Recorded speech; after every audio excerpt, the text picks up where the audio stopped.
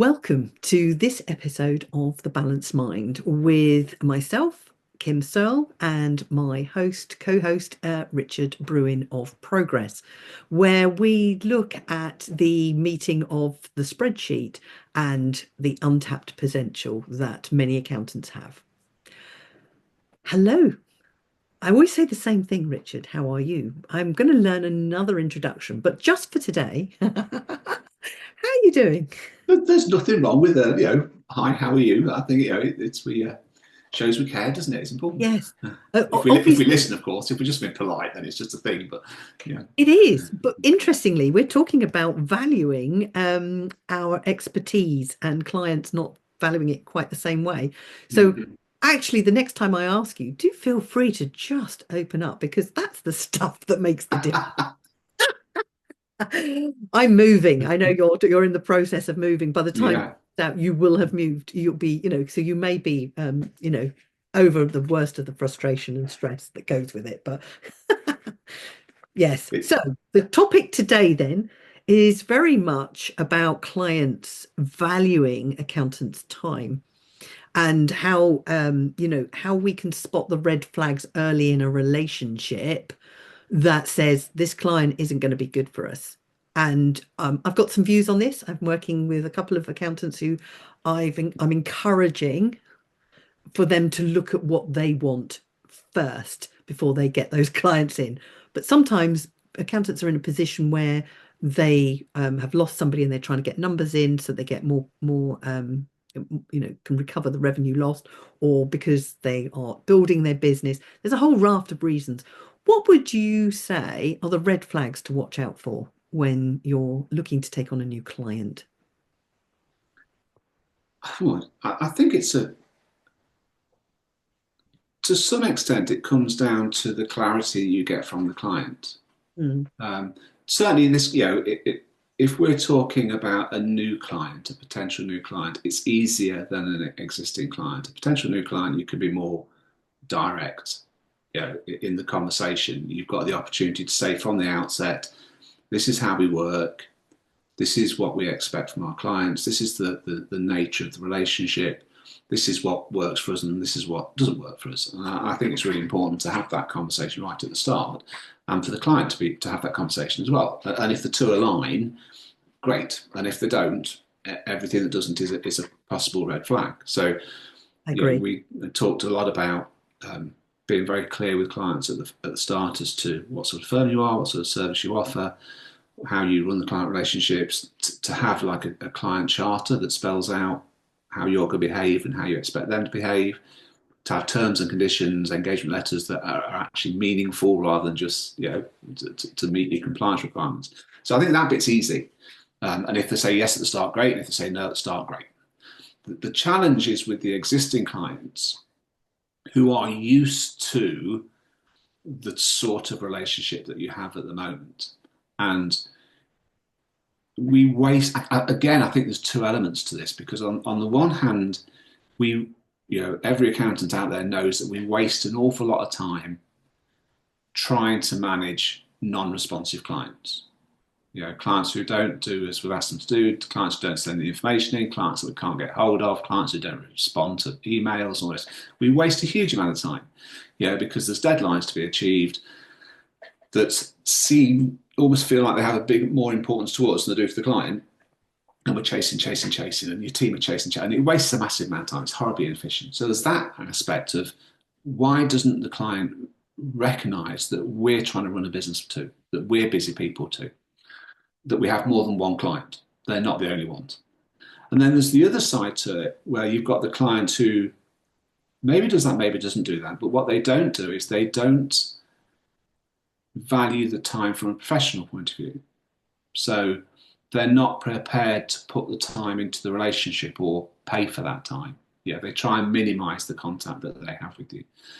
They listen to what you say, but they don't act upon it. They don't take your advice. They don't do the things. So they're not. If you ask them, I think if you were quite blunt and said, "Do you think I'm talking rubbish? Do you think I don't know what I'm talking about?" They'll go, "No, no, no. I think you're a really good accountant. I totally trust what you say." But then they don't do it. because of all their own excuses. They're too busy or can't afford it or what have you like that. But that is just the same.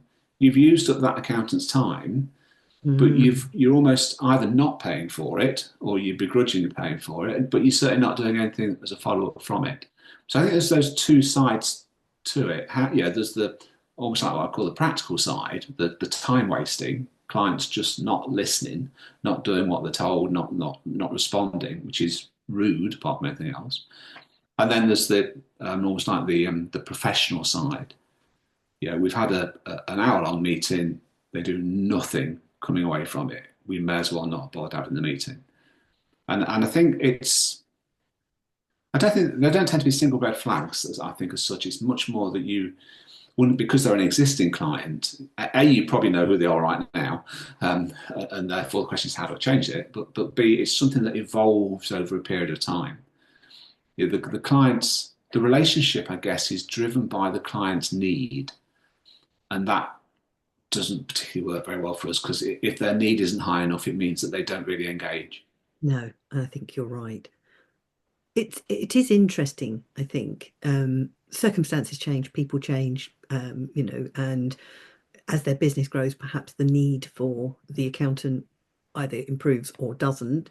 One of the things that I think is really important, and coming back to your customer charter, I think it's really important that it's explicitly made clear what is expected from the client, because there's almost uh, um, I don't know quite how to phrase it, so I'll just say it as it comes into my head.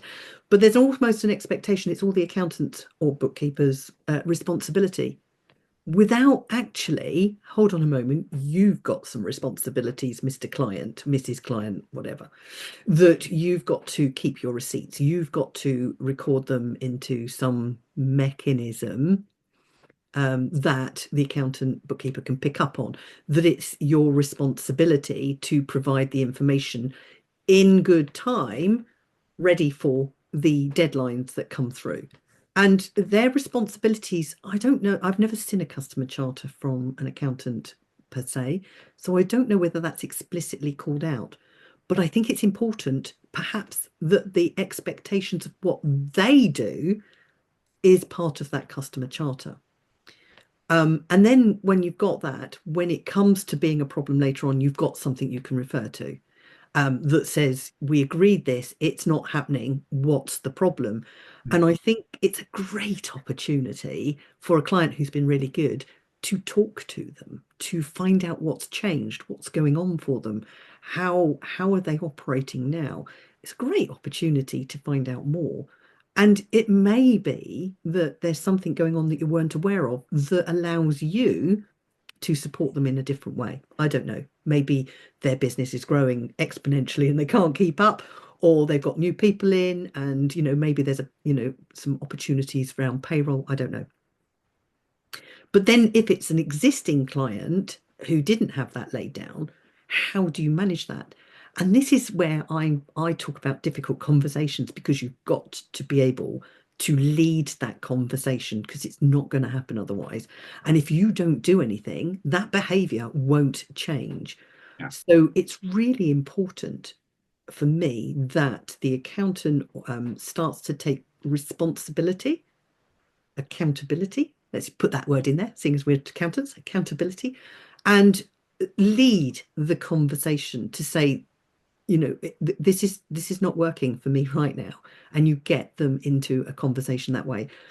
If they're truly going to blank you or ghost you, as the latest soft social media stuff is, then you've got a choice, haven't you? And there are many different ways that you can handle that. You probably have the processes, but I know from dealing with the inner world, the accountant has got to value the work that they do. They've got to recognize the value that they're giving. And if the client isn't listening, isn't doing the actions, there's just too, you just need to let them go. I used to work with an IT guy, and he used to say he was going to set them free into the wild, find somebody else, because he just couldn't be bothered to support and handhold them. And if they're good clients, you will do it and they will listen to you. But if they're not, And they do tend to be those who don't value accountants generally. So let them go and find somebody else who is interested in just the numbers, because that's all they're interested in, the compliance, the necessity to report what they've done and their tax return. Are they the clients you really want? And if they're not, you need to be taking the lead on that, I think. Yeah, I think I have no problem with a client who just wants compliance services. It's the No, bedrock of what absolutely. accountants do. But the client has to recognize that it is their responsibility. Mm, As the professional person, we are here to guide them and to support them, not to take over their responsibilities. So if they don't enable us to guide them and enable us to support them, there's nothing more for us to do, because at the end of the day, it's not going to be our problem. no. Yeah, and I think because historically, it's never really been a challenge for accountants. There's always been plenty of time to do everything, essentially. And we've always got there in the end. And it's we don't live in that world anymore. And particularly, with MTD coming through fully in 2026, that it's we an accounting firm cannot meet the demand if it's still got clients who are not working with it to achieve those deadlines. The client, you talk about red flags, if the client has to recognize that their data is their responsibility, their records are their responsibility. Complying with the regulations and rules of running a limited company or an unincorporated business are their responsibility. The Mm. fines and the penalties are aimed at them. And that's regardless of whether they see the commercial benefit of doing things differently. This is just the basics of the compliance. We're here to help. We're not here to have it all dumped in our lap. And in the past, accountants have made money out of it and being dumped in their laps. Now we do not have the time, the resources, the people to do that. So if as a client they're not prepared to work with us to make sure that the relationship is as effective and as efficient as possible, my view is there's not a lot we can do for them. I saw one of the firms that we work with.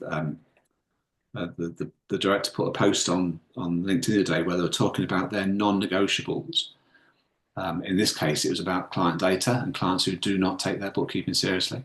And they were saying now, as far as we're concerned, from now on in, that is a non-negotiable. It meets our requirements. Otherwise, you're not a client. And it's about time accountants started talking like that. In every other sector, your supplier comes to you and says, "This is what we need from you. This is what we need you to do." And if you don't do it, it doesn't happen. Yeah. If it's not. You talk about the house move. We were ordering some blinds last night for the new house. And you've got a system to fill in, and you fill all that in. And if you don't fill it all in, guess what? You don't get your blinds. And yet as accountants, we'd be going, "Oh, well, phone them up and see why they haven't filled it in, and phone them up and see if we can fill it in for them, and chase up this and do that." And I know they're moving tomorrow, but we can still get the blinds done tonight. And that's what we do. So we've got to change that around now. And I think we have, MTD gives us an excuse, not that we need it, but it gives us an excuse to change our behavior, to have conversations with clients that we've not previously had. Whereas a client where we've let them get away with it each year, and we're now going to turn around and go, no, no, no, this year it needs to be done like this by that date. And the client's going to go, well, why? It's never been a problem in the past. Probably not true. We've probably raised it with them in the past, but that's been complete. But we can go, well, okay, whether it has or whether it is irrelevant. Now, because of MTD, it's got to be done this way. Yeah. I, there was something going through my head as you were talking there, which is not great. I do apologize, but it leads on from what you're saying there. And accountants have taken responsibility for their clients to an nth degree, and I get it. As a supplier, we do tend to try and do the best we can, which says an awful lot about them that they're prepared to do that. Um, when this finally goes out, this podcast, we will be after the 31st of January. And, I'm sure so many accountants out there have bust a gut in my phraseology to make sure that they got those tax returns in on time and feel bad when they don't. And I wonder, what is that about? Where has that come from? this need to, basically cover up their clients' crap behavior, and to make sure it meets. Is that because they don't value what they do? Is that because they believe the only way to keep the client is to make sure that they're not getting penalties or that they're happy? What's behind that? Because this is a red flag, isn't it? When they're not getting the data in and the accountant is making it up, or making sure that it's happening. Because what you're talking about here is an extension of HMRC chasing it up. Yeah. You're being the the debt collectors almost, aren't you? It's Mm. not debt collecting, but that sort of thing. You're acting on behalf of something that's not actually in your interests. Well, I think it, like so many of the things that we talk about, it is a mindset issue. I mean, let's face it, the 31st January deadline has been in place for almost 30 years now. I was And this is 30 years where we've seen a massive advancement in tech and resources during that time, and yet so many accountants still have the same problems in January. So it's the behaviour that's the issue. And if I'm being perfectly blunt, in most cases, I just don't think we've been ballsy enough. We've not sat down with a client and gone, it's not going to work this way. Yeah. There's lots of fear factors in place. There's a fear of losing the client and all the rest of it, but we're retaining clients now who are a headache, are a problem. We may or may not make money out of them, but Yeah. we've been prepared to, even with that, we've been prepared to maintain that client going forward, not just because of MTD, but because we live in a world where change is rapid and people's demands are rapid. They don't want to wait for, even the clients who delay getting the records in for month after month after month. Talked to a client a couple of weeks back. They've chased this client for months and months and months. The client finally sent the records in on the Friday, and then on the Sunday afternoon was texting the accountant to go, "Where are they? Where's my figures?" It's. I mean, I would have given a very short answer to that particular one because the accountant was more polite than me. But it shows what we're dealing with here. People's expectations and demands are very, very different these days. But as accountants, we're still trying to do this very softly, softly approach, and it does not work.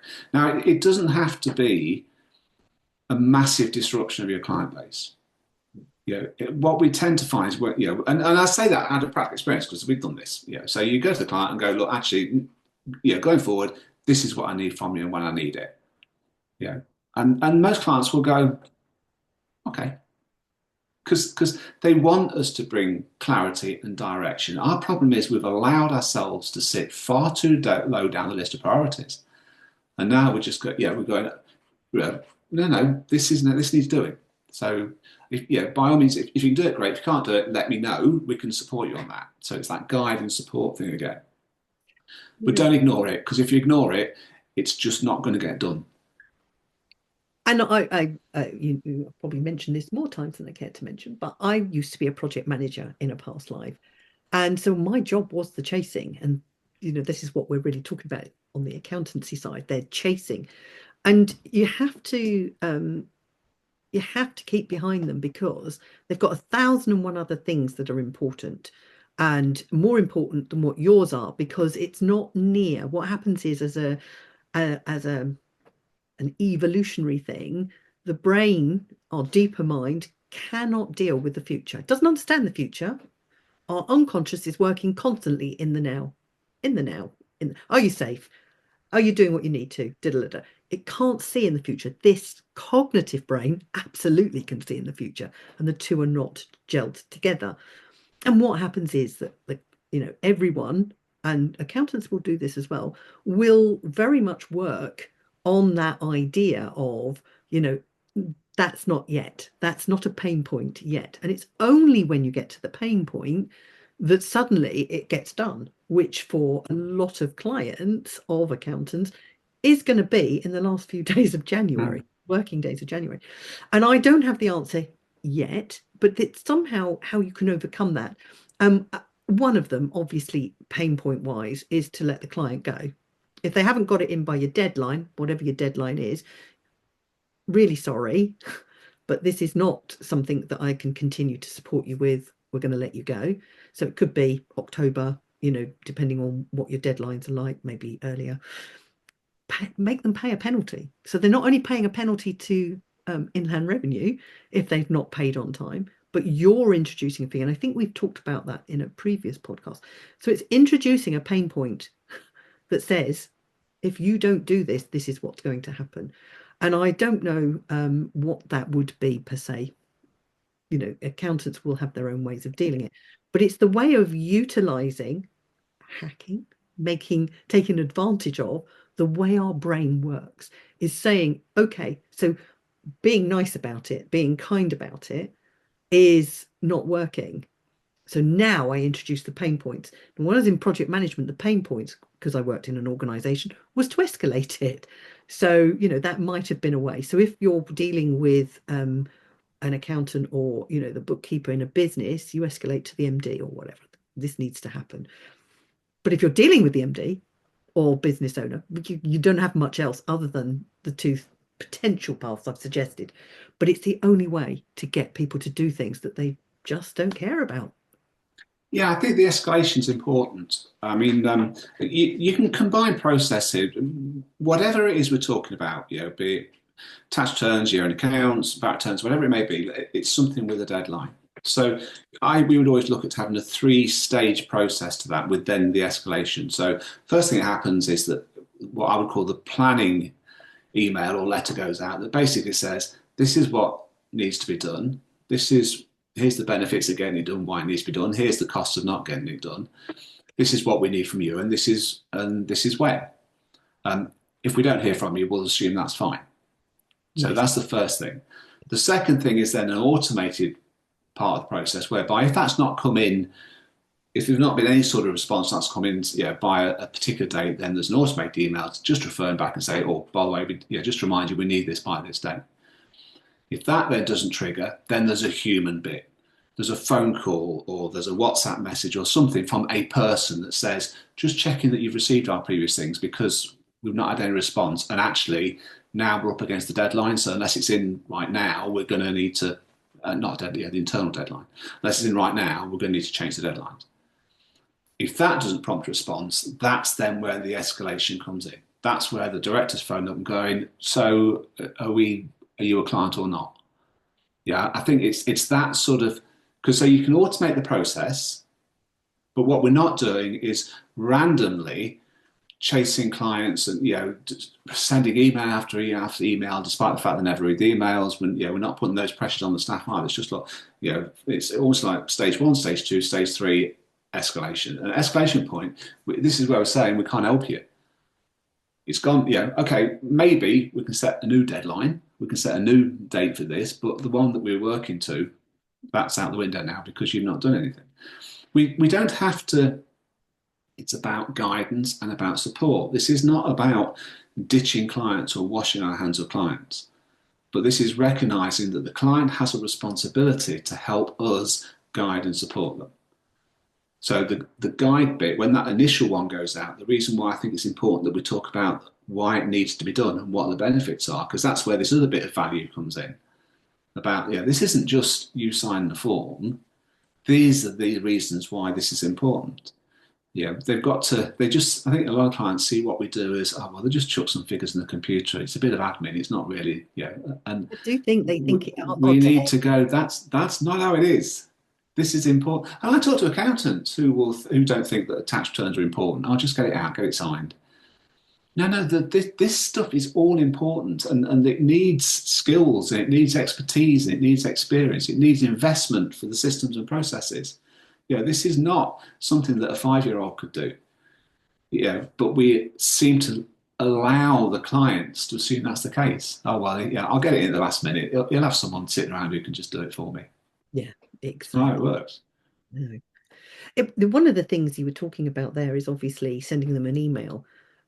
I don't know how relevant this is, but if some clients work differently, don't they? And they don't look at their email from one day to the next, or because it's so busy. I know mine can get really clogged jammed, and I need to sort that out. But I find WhatsApp is really good when I'm connected. If they WhatsApp me, I can get onto it. I can sort it out. Failing that, text is another way of getting my attention.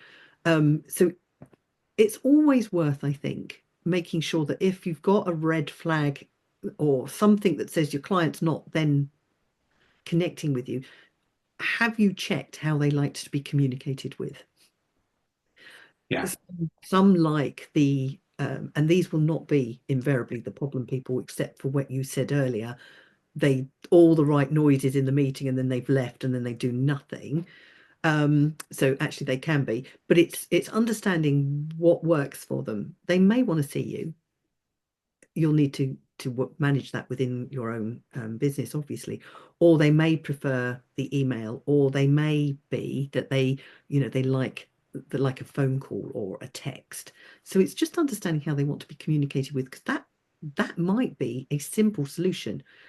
Talking to somebody recently, he had a builder, and of course the challenge with builders is they are completely absorbed all day trying to get things done and meeting deadlines and whatever. And, to take a call or to tend a meeting, no, but a text can be just enough. A voicemail requires an extra bit of effort, whereas a text, they can read it and then decide what they're going to do with it. So it's worth understanding, I think, how your clients like to be communicated with. And even as I say that, I need to remember that for myself. And I think, and this is where we need our teams to step up as well, because, without wanting to put too much of a grotesque image out there, you see an awful lot of dead horses being flogged in accounting firms, because It's out there, Richard. the, the, the team member and ourselves at times, will feel that being able to tick the fact that you've sent an email reminder completes the task. And of course it doesn't, because if they've ignored your previous email, just send that reminder. We're no better off. We've just wasted a bit more time. If you've tried an email and they've not responded, try something different. Pick up the phone, heaven forbid. Send a WhatsApp. So there are so many different ways that we can communicate these days. I was clearing out a load of old records in the garage last night ahead of the move, and I found loads of fact sheets that had been put in files, all the rest of it, and I thought I'd forgotten how they felt. It's almost like else. Oh, wow, I remember those things. That's just me getting old. But it is. There's just don't just okay. Send out email 1, email 2, email 3. No. Because why don't you just? Well, how about someone calls in if they're driving past? Just the purpose is to get that information from the client, not to be able to tick off that we've sent another reminder. And the quicker we get it in, the better. So what, as you say, talk to the client. How would you builders a great example, farmers are another example. Think about if you were the client, how would you want to receive that information? If you're a roofer, you don't want blooming emails coming through this. When are they going to get looked at? Exactly. But as you say, WhatsApp or something like that, they're going to pick it up when they get back in the van. It's those, just from a team member point of view, just think a bit more about it. Don't just go, okay, I'm really busy. I'll send an email. Right, that's off my list again. No, it's not, because we're no further forward. And you could have saved yourselves 20 minutes of emails with a 2-minute phone call just to say, can you drop it in tomorrow? Yeah.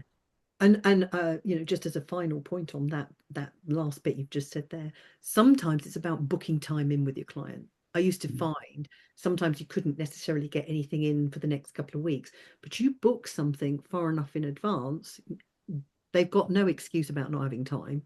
Their big challenge will be then maintaining it, but booking time in with them to make sure that you've had a conversation that says, great, we've got it all in, or no, we're missing this information. So what you're doing there is you're managing them, but in a different way. And yes, I appreciate that may not be a text or something else, but you could text them and say, let's book some time in for a quick catch up, 5-10 minutes. They're Yeah. more likely to attend that, but invariably they think it's going to be a half an hour or longer, and they don't like to admit what they've done or not done, so to speak. But I think sometimes that's another strategy that used to really work for me.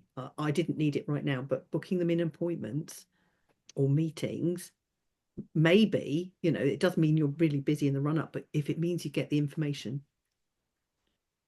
and if they're a really good client and really bad, is to wait for them to get that information.